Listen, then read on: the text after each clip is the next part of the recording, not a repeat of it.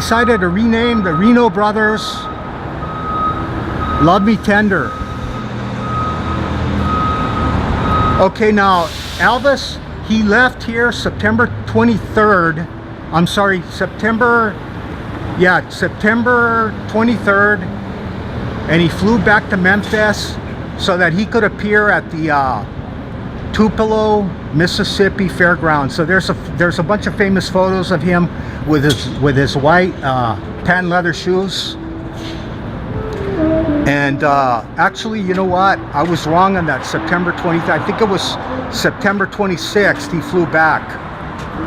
Okay, so getting back to Natalie Wood and Nick Adams and Dennis Hopper. Now, Elvis, he was only 21 years old.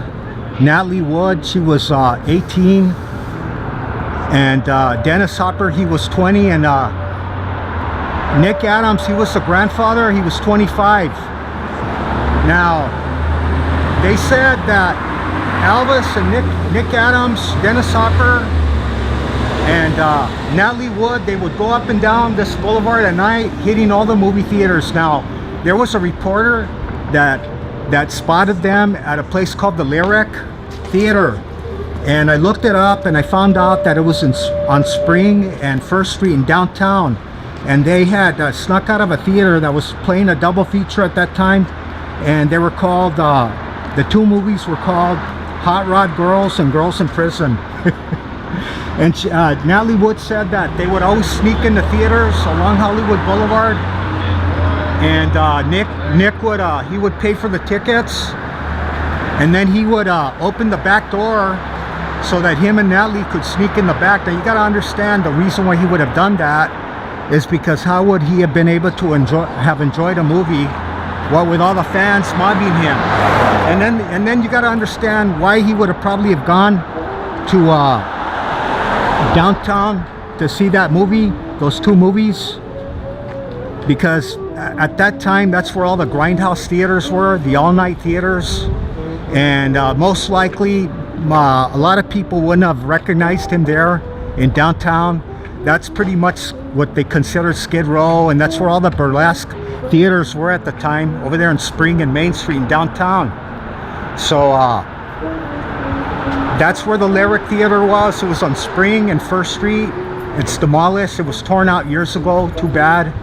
And they also said that when he was hanging out with Natalie Wood, she had two velvet matching shirts that her and Elvis would wear whenever they were together, which was pretty much all the time. And when he went back to Memphis, he had Natalie Wood come out for the Halloween weekend of 1956, and she tooled around all over with him on the back of his motorcycle. And June Wanico, by that time, she was history. She had lost Elvis to Natalie Wood and all the glitterati and all the models. And it was inevitable, of course.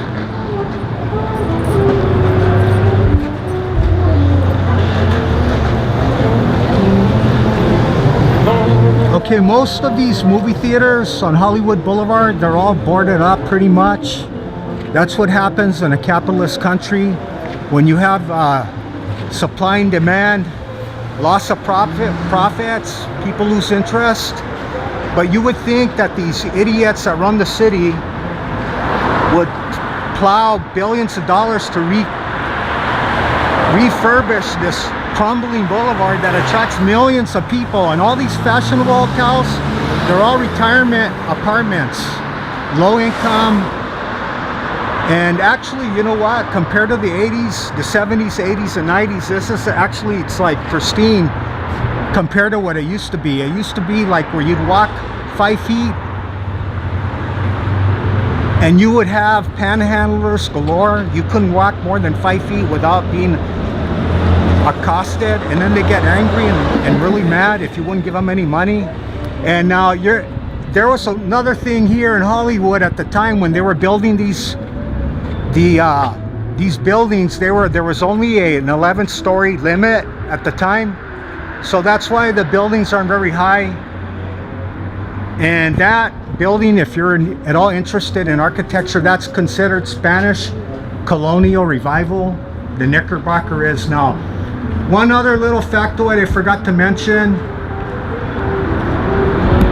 In this hotel in 1936 is where Bess Houdini, the wife of Harry Houdini, held her 10th and final seance on the roof of the Knickerbocker Hotel, Halloween night, 1936.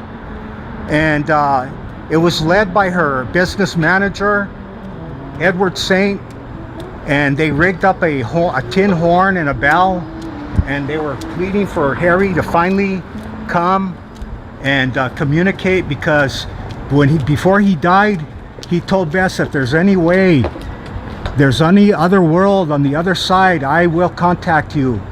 And that night they kept on pleading for Harry to answer, and Bess finally broke down. She says, please Harry, I've been waiting so long. And it was filmed, and you could probably see it on YouTube. And it was up on the roof. It was on the north side towards the sign, the Hollywood sign. And there was about 12 people there, witnesses, a Charles Frick, a Superior Court judge as a witness, but of course Harry never came. And another little factoid that Natalie Wood said about Elvis, she said that he would let everybody, well, he would let the girls touch him and kiss him and hug him. All the young men, he would shake their hands. He would sign autographs.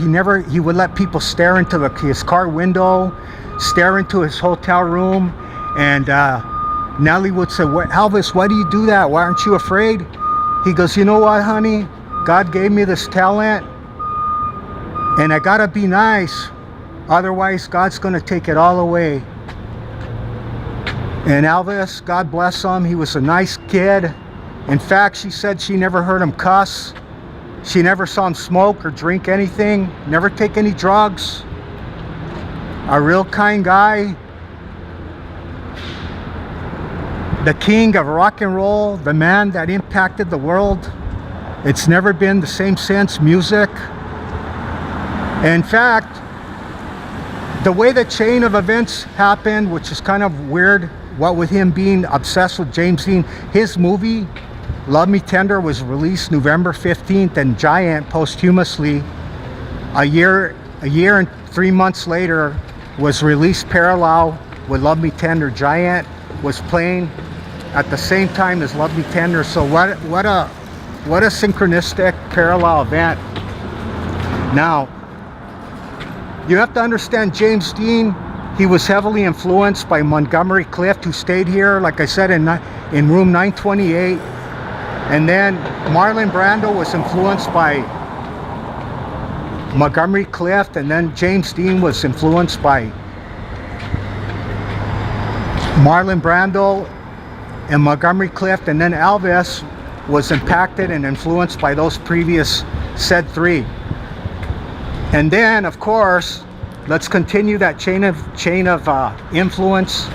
You wouldn't have had Buddy Holly, Eddie Cochran, Richie Valens, and of course the Beatles and the Rolling Stones. In fact, when Keith Richards saw Elvis and Scotty Moore playing that fantastic lead guitar, that's what motivated Keith Richards to pick up a guitar. I mean, all those great, fantastic bands of the 60s that were influenced by Elvis Presley. And of course, Elvis Presley, we wouldn't have had him without James Dean.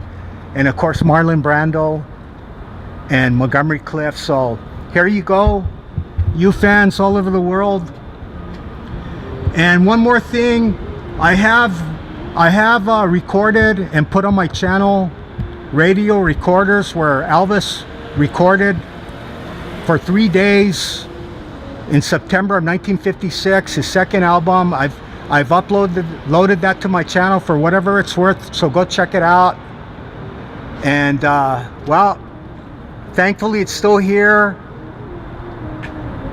notwithstanding it's pretty dumpy, but I wish I could have found that photo with him standing right there with all his fans idolizing him and milling about right here, screaming yelling and loving that fantastic musical artist of the 20th century.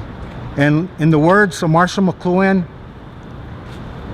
we go into the future marching backwards. Allah, never forgetting those previous people that I mentioned.